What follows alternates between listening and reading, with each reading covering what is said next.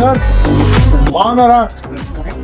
నేను చెప్పినా సార్ చెప్పొచ్చిన రేపు ఆయన మాట్లాడి లిస్ట్ తీసుకు వస్తాను చేయొద్దు అని చెప్పి ఎవరు బిల్డింగ్ ఉన్నదంటే పోతాయి కానీ వేరే వాళ్ళు పోవాలి.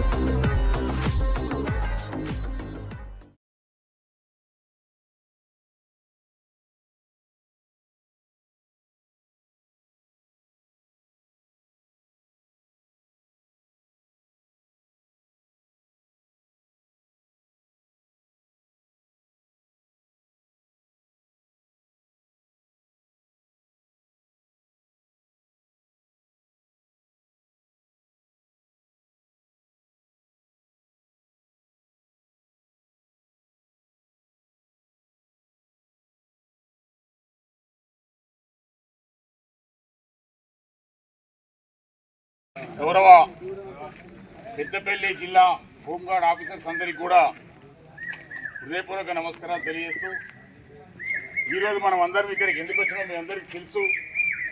ఎందుకంటే ప్రతి సంవత్సరము ఈ రొటేషన్ పద్ధతిలో ఈ రొటేషన్ ద్వారా ట్రాన్స్ఫర్ అంటూ మనల్ని టెన్షన్ పెడుతూ మనల్ని టెంప్ట్ చేస్తూ మరి ఈ రకంగా మనల్ని బాధపెట్టే ఒక పరిస్థితి మనకి ఏర్పడ్డది. కాబట్టి దీనికి మనం ఒక సరైన నిర్ణయం తీసుకునే అవకాశం మనకు కూడా వచ్చింది.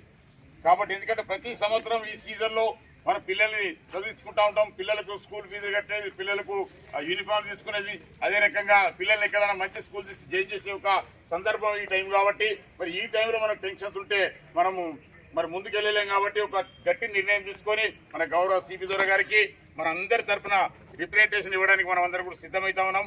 అదే పద్ధతిలో మరి మనల్ని ఎవరైతే పరిపాలిస్తా ఉన్నారో మన పాలకులు కూడా మరి మన ద్వారా ఒక సందేశాన్ని వారికి ఇవ్వడానికి మనం అందరం కూడా సిద్ధంగా ఉన్నాం. కాబట్టి ఈ రొటేషన్ పద్ధతి పోవాలి, ఈ ట్రాన్స్ఫర్స్ అనేది పోవాలి.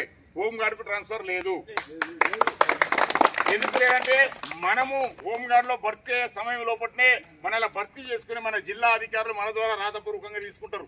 నువ్వు ఎక్కడ చేస్తావు బాబు, ఏ ఊరి నుంచి వచ్చినావు అని చెప్పి ఆ రాతపూర్వకంగా తీసుకున్న తర్వాతనే మరి మనకు ఆ విధంగా అక్కడికి పోస్టింగ్ ఇవ్వడం జరుగుతుంది.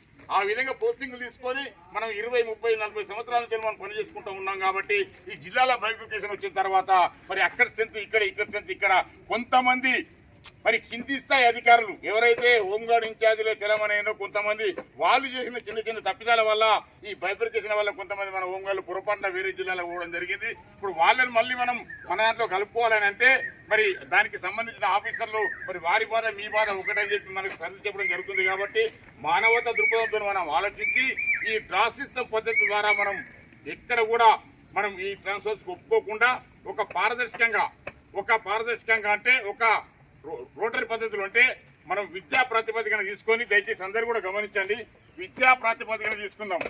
విద్యా ప్రాతిపదికన తీసుకుంటే మనం మాట్లాడే మన మాట కూడా కరెక్ట్ ఉంటుంది, మన గవర్నమెంట్ ఒప్పుకుంటుంది, మన చట్టం ఒప్పుకుంటుంది, మన సిపి సార్ ఒప్పుకుంటారు, మన డీజీ గారు ఒప్పుకుంటారు. కాబట్టి ఆ మాట తీసుకొని మనము విద్యా ప్రాతిపదికన రామగుండం కమిషనరేట్ పరిధిలోని పెద్దపల్లి జిల్లాలో ఉన్న 4-5 యూనిట్లకు సంబంధించిన హోంగార్డుల యొక్క పరిస్థితి విద్యా ప్రాతిపదికన తీసుకొని మీరు ఈ జిల్లాలో కూడా ట్రాన్స్ఫర్ చేయండి. అట్టుచల వాళ్ళని తీసుకోండి, ఇట్టుచల బిల్డింగ్ వేయాలని పంపించండి. ఒకవేళ ఈ విద్యా ప్రాతిపదికన మీకు కాదు మేము అట్లా చేయము, మేము చక్కగా మా ఇష్టం వచ్చినట్టు తీస్తాము, మా ఇష్టం వచ్చినట్టు వివరిస్తామని చెప్పి పై అధికారులు దయచేసి తప్పుగా భావించారు సార్. మీరు అట్లా అనుకోని ఇట్లా చేయదలుచుకుంటే మాత్రం మరి మేము మన పాలనాధికారికి మేము పోయేకాడికి మన రాష్ట్రాన్ని పాలించే మన పెద్దల దగ్గరికి పోయి మా గోడు నెరవేర్చుకొని మరి మా ప్రయత్నం ఏదో మేము చేసుకొని మా బతుకులు ఏదో మేము బతికే విధంగా చేస్తామని చెప్పి ఈ సభాపూర్వకంగా వినియోగించుకుంటున్నాం. దయచేసి తప్పుగా భావించారు సార్. ఇవన్నీ మా బాధలే తప్ప మేము ఏదో ఆవేశంతో మీ మీద ఏదో లడాయికి రావడం కానీ ఏదో మిమ్మల్ని ఎత్తి చేయడానికి కాదు సార్. ఇవన్నీ మాకు జనరల్గా ఉన్న మా బాధలు, మా కుటుంబ బాధలు, మా పిల్లల బాధలు. కాబట్టి ఇవన్నీ చెప్పుకోవడానికే తప్ప వేరే రకమైన ఉద్దేశం లేదని చెప్పి ఈ సందర్భంగా మీకు అందరికీ కూడా తెలియజేస్తా ఉన్నాం. ధన్యవాదాలు సార్.